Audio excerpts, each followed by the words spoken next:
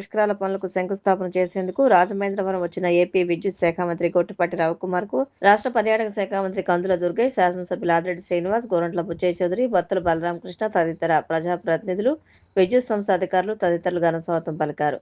Ravikumar river view substation చేరుకుని అఖండ గోదావరి మహాపుష్కరాలు 2027 పనులకు శంకుస్థాపన చేయడంతో పాటు రివర్ వ్యూ నుండి కోట్లింగాల ఘాట్ వరకు అండర్ గ్రౌండ్ కేబుల్ పనులకు శ్రీకారం చుట్టారు. అనంతరం కడియం మండలం కడియం గ్రామంలో 33 kV సబ్స్టేషన్, బొమ్మూరు గ్రామంలో ఏపీ ట్రాన్స్కో నిలయాన్ని ప్రారంభించారు. దివాన్ చెరువు, వేపకాయలపాలెం దెబ్బ వద్ద సబ్స్టేషన్ ప్రారంభించారు. రంగంపేట మండలం వడసలేరు గ్రామంలో పీఎం సూర్యఘర్ ముఫ్త్ బిజ్లీ యోజనను మంత్రి ప్రారంభించారు. మధ్యాహ్నం ఆదికవి నన్నయ్య విశ్వవిద్యాలయం సమీపంలోని వెలుగుబంద 33 kV సబ్స్టేషన్ను ప్రారంభిస్తారు. సాయంత్రం రాజానగరం నియోజకవర్గంలోని దివాన్ చెరువు వద్ద రాజమహేంద్రవరం రూరల్ డివిజన్ కార్యాలయం, సబ్ డివిజన్ కార్యాలయం, రెవెన్యూ కార్యాలయ నిర్మాణాలకు శంకుస్థాపన చేస్తారు. అనంతరం రాజమహేంద్రవరం చేరుకుని హోటల్ మంజీరా సరోవర్లో వివిధ శాఖల అధికారులతో గోదావరి పుష్కరాలపై సమీక్షా సమావేశం నిర్వహిస్తారు. స్వామి వివేకానందుడు శివజ్ఞాని జీవసేవ అని బోధించారని, అంటే జీవులకు సేవ చేస్తే భగవంతుడికి సేవ చేసినట్టేనని రామకృష్ణ మిషన్ కార్యదర్శి స్వామి పరిజ్ఞానందజీ మహారాజ్ పేర్కొన్నారు. స్వామి వివేకానందుడి స్ఫూర్తితో రామకృష్ణ మిషన్ ఆధ్వర్యంలో ఉచిత వైద్య సేవలు అందిస్తున్నామన్నారు. రాజమహేంద్రవరం గిరిజన సంచార వైద్యశాల ఆధ్వర్యంలో రంపచోడవరం మండలం సిరిగందలపాడులో ఉచిత ప్రత్యేక వైద్య శిబిరం నిర్వహించినట్లు ఆయన తెలిపారు. ఈ వైద్య శిబిరంలో doctor Srinivas Naidu, doctor Dasara Umamahesh, doctor Pavani Priya సుమారు 150 మందికి వైద్య సేవలు అందించారు. ఈ వైద్య శిబిరంలో పాల్గొన్న రోగులకు అవసరమైన రక్త పరీక్షలు, థైరాయిడ్ పరీక్షలు చేయడంతో పాటు ఈసీజీ, ఫిజియోథెరపీ సేవలు అందించారు. ఈ సందర్భంగా శిబిరానికి హాజరైన రోగులు, వారి సహాయకులకు భోజన ఏర్పాట్లు చేశారు. రామకృష్ణ మిషన్ వైద్య సేవల సమన్వయకర్త కానుమూరు శ్రీనివాస్, వాలంటీర్ దాసరి పెద్ద అప్పారావు సిబ్బంది పాల్గొన్నారు. ఆర్థికంగా వెనుకబడి అనారోగ్య సమస్యలతో ఉన్నవారికి ముఖ్యమంత్రి సహాయ నిధి కింద సాయం అందించేందుకు సిద్ధంగా ఉన్నట్లు శాసనమండలి సభ్యులు సోము వీర్రాజు పేర్కొన్నారు. ఈ అవకాశాన్ని అవసరమైన వారు వినియోగించుకోవాలని విజ్ఞప్తి చేశారు. 5 లక్షలకు పైగా విలువైన చెక్కులను తన కార్యాలయంలో సోము వీర్రాజు 8 మంది లబ్ధిదారులకు అందజేశారు. ఈ కార్యక్రమంలో బొమ్మల దత్తు, బిక్కి నాగేంద్ర, కొరగంటి సతీష్, బి వెంకటేష్, స్థానిక నాయకులు, అధికారులు, లబ్ధిదారుల కుటుంబ సభ్యులు పాల్గొన్నారు. నమస్కారం, మీరు చూస్తున్న సిసిసి డిజిటల్ 230 న్యూస్ బులెటిన్. ఈనాటి వార్తలకు ముందుగా ముఖ్యాంశాలు. ఢిల్లీలోని కేంద్ర మంత్రి శ్రీనివాస్ వర్మ నివాసంలో ఆత్మీయ అల్పాహార విందు. హాజరైన తెలంగాణ సీఎం రేవంత్ రెడ్డి, కేంద్ర మంత్రులు, తెలుగు రాష్ట్రాల ఎంపీలు, ఎమ్మెల్యేలు. మంత్రి లోకేష్ సమక్షంలో చిన్నారి పునర్వికకు 16 కోట్ల ఇంజెక్షన్ ఇచ్చిన వైద్యులు. ప్రాణం నిలిపిన లోకేష్కు, దాతలకు కన్నీటితో కృతజ్ఞతలు తెలిపిన తల్లిదండ్రులు. టీడీపీ రాష్ట్ర కార్యదర్శిగా కోళ్ల నాగేశ్వరరావును రెండోసారి అధిష్టానం నియమించడం ఆయన పనితీరుకు నిరసనం. కృష్ణబలజ కార్పొరేషన్ చైర్మన్ గంట. ఏఐ టెక్నాలజీ వాడకంలో భారతీయులు ముందు వరుసలో ఉన్నారు. భీమవరం భారతీయ విద్యాభవన్స్లో ఏఐ సమ్మిట్పై నిర్వహించిన అవగాహన సదస్సులో creative AI implementation leader Satish Kumar. కేంద్ర ఉక్కు భారీ పరిశ్రమల శాఖ సహాయ మంత్రి భూపతిరాజు శ్రీనివాస్ వర్మ ఢిల్లీ నివాసం శనివారం ఉదయం రాజకీయ ప్రముఖుల కలయికతో సందడిగా మారింది. శ్రీనివాస్ వర్మ ఏర్పాటు చేసిన ఆత్మీయ అల్పాహార విందుకు తెలంగాణ ముఖ్యమంత్రి రేవంత్ రెడ్డి, కేంద్ర మంత్రులు హెచ్డి కుమారస్వామి, కెంజారపు రామ్మోహన్ నాయుడు, కేంద్ర సహాయ మంత్రి పెమ్మసాని చంద్రశేఖర్తో పాటు పలువురు పార్లమెంట్ సభ్యులు, ఆంధ్ర రాష్ట్ర శాసనసభ్యులు, ప్రజాప్రతినిధులు పాల్గొన్నారు. అల్పాహార విందు అనంతరం తెలుగు రాష్ట్రాల అభివృద్ధికి కేంద్ర ప్రభుత్వం అందిస్తున్న సహకారం, ఉభయ రాష్ట్రాల మధ్య సమన్వయం వంటి పలు కీలక విషయాలు ప్రస్తావనకు వచ్చాయి. అత్యంత సౌహార్దపూర్వక వాతావరణంలో జరిగిన ఈ భేటీ ఉభయ రాష్ట్రాల ప్రజాప్రతినిధుల మధ్య ఉన్న బంధాన్ని మరింత బలోపేతం చేసే విధంగా సాగింది.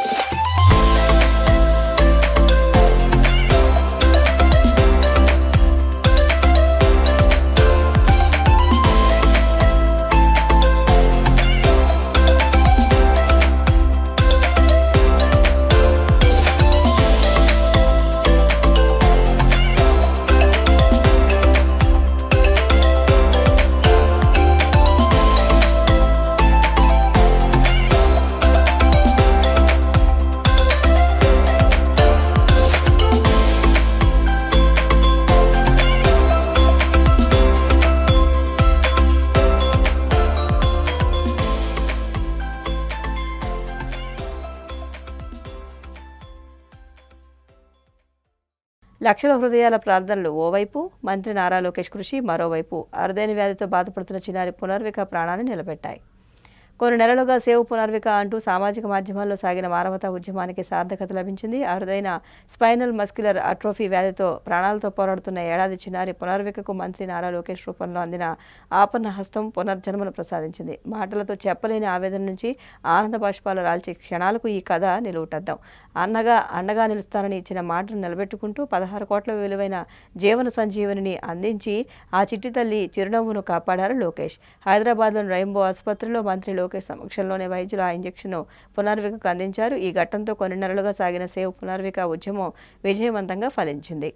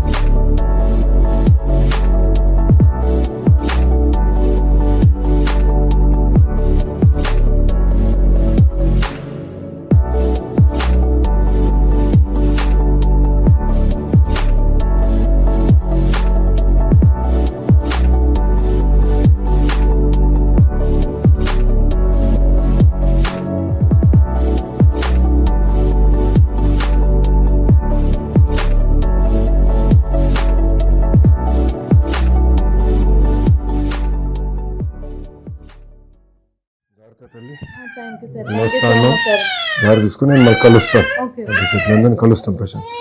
బాయ్ రా, బాయ్ నాన్న. జాగ్రత్త నేను టచ్లో ఉంటాను. జాగ్రత్త చూసుకో. నేను బీన్ టచ్.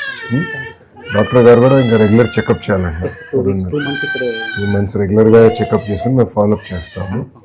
అది అయిన తర్వాత మళ్ళీ జాగ్రత్త. జాగ్రత్త ఉంటాను.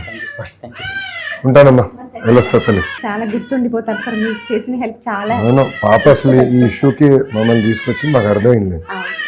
అనుకోండి అదే నేను తెలుసుకుంటాను. అదే డాక్టర్ గారితో ఇప్పుడు కూర్చున్నాను.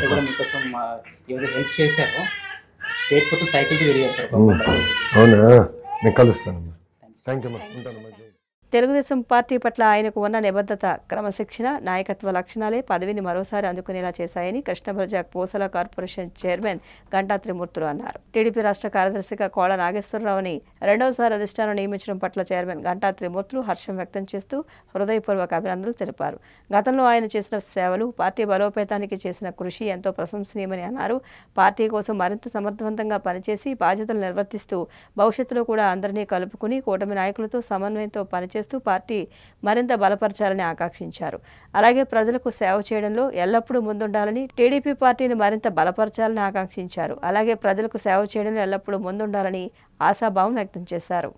ఆయన చేసిన కృషికి ఆయనకి రెండోసారి రాష్ట్ర కార్యదర్శిగా రావడం మా అందరికీ ఆనందకరం. పార్టీలో ఎంతో మంది పనిచేస్తూ ఉంటారు. ప్రతి ఒక్కరు కూడా కృషి, పట్టుదల, ఎన్ని ఆర్థిక ఇబ్బందులు ఉన్నా సరే, మా పార్టీలో ఏ రోజుకి ఆ రోజు ఇబ్బందులు ఉన్నా సరే, పార్టీ అన్నా, పార్టీ జెండా అన్నా, పార్టీ కార్యక్రమం అన్నా సరే ముందుండి ఎదురుకొచ్చి ఆ కార్యక్రమం ఏ విధంగా చేయాలనే ఉద్దేశంతో పార్టీ పిలిపివ్వగానే ప్రతి ఒక్కరు కూడా స్పందించి ముందు రావడం జరుగుతుంది. కోళ్ల నాగేశ్వరరావుకి ఈ పదవి వచ్చిందంటే ఆయన చేసిన పని, కష్టం.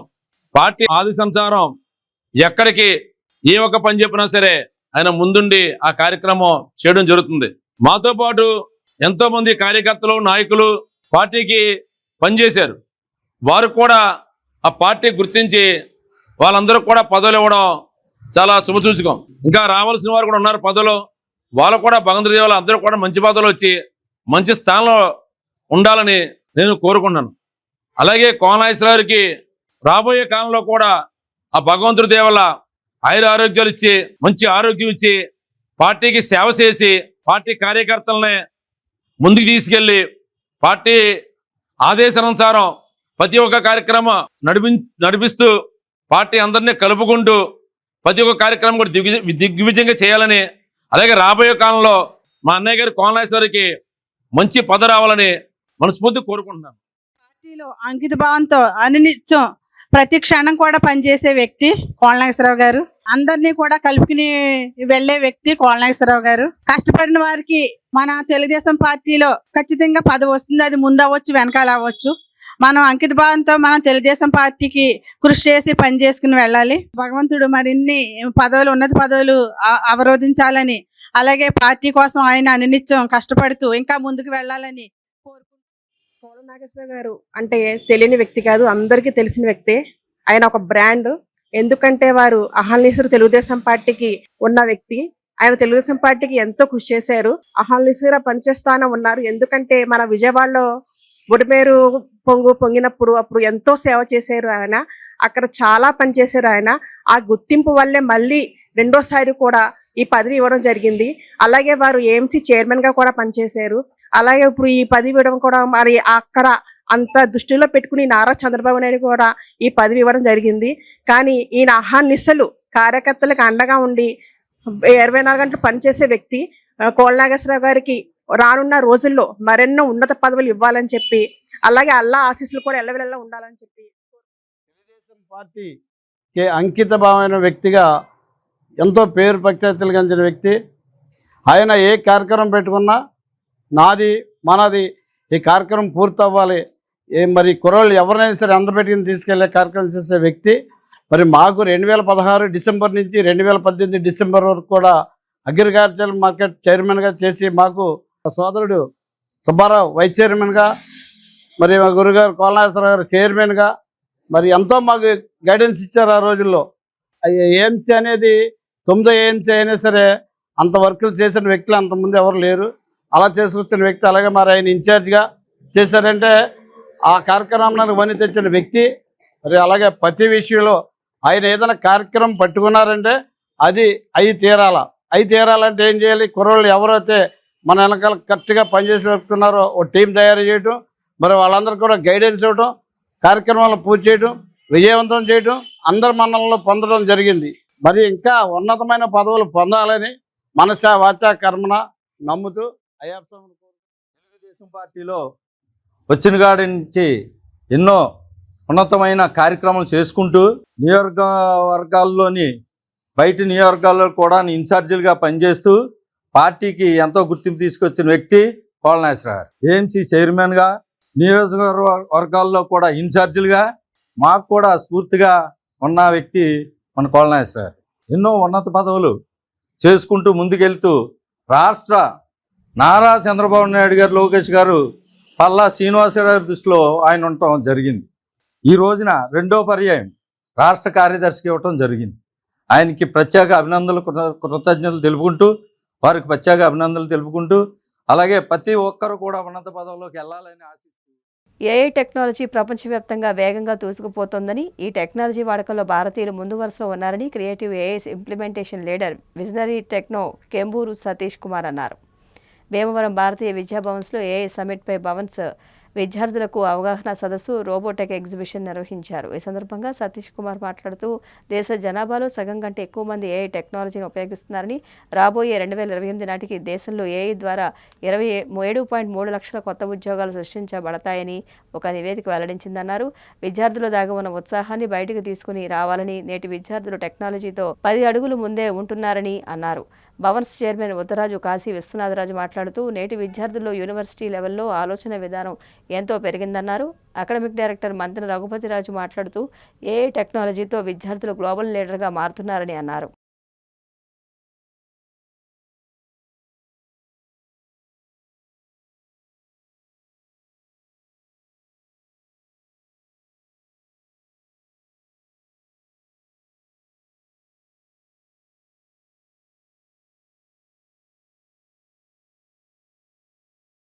హైదరాబాద్ నుంచి శ్రీ కె శశీత్ గారు ఇక్కడికి వచ్చి తెలిసిన యొక్క ఎక్స్పీరియన్స్, ఆయన ఎలాగా హైదరాబాద్లో నిర్వహిస్తున్నారు, ఏం ఎలా పాడుకుంటున్నారు, ఆయన పూర్తిగా క్లాసులు తీసుకుని సుమారు 300 మంది పిల్లలకి ఈ రోజున ఎంతో విదేశాలు ఒక రోజుల్లోనే 5-6 గంటలు ఆయన క్లాసులు తీసుకుని పిల్లలందరికీ నేర్పడం జరుగుతున్నది. దానికి విశేష స్పందన వచ్చింది. సతీష్ గారు ముందు ఈ భారతీయ విద్యాభవన్ని అభివృద్ధి చేస్తానికి తోడ్పడతారని, అలాగే ఆయన యొక్క టెక్నాలజీని మన పిల్లలు అంటే ఏ టెక్నాలజీ నేర్చుకుంటారో మా భారతీయ విద్యార్థి పిల్లలు బాగా కృషి చేసి వాళ్ళని ముందు చేయాల్సిందిగా మరి సతీష్ గారిని, మన భారతీయ విద్యార్థి మాస్టర్ టీచర్స్ని, మరి మేనేజ్మెంట్ని కూడా ఈ ప్రోత్సాహాన్ని చూస్తున్నానికి ముందుకు వస్తున్నాం. మరి సతీష్ గారు వచ్చి నెక్స్ట్ మంత్లో మంచి ప్రోగ్రామ్ పెట్టి పిల్లలందరినీ కూడా సమ్మర్ వెకేషన్లో కూడా ఈ క్లాస్ పెడదామనే ఉద్దేశంతో నేను రేపు వేలుండో ఒక అనౌన్స్మెంట్ చేసి ఈ సమ్మర్ వెకేషన్ ప్రోగ్రాంలో ఆయనకి 3 days వర్క్షాప్ పెడితే బాగుంటుందని నేను మేనేజ్మెంట్ తరఫున కూడా కోరుతున్నాను. మరి సతీష్ గారు దానికి అంగీకరించి ముందుకు వస్తారు.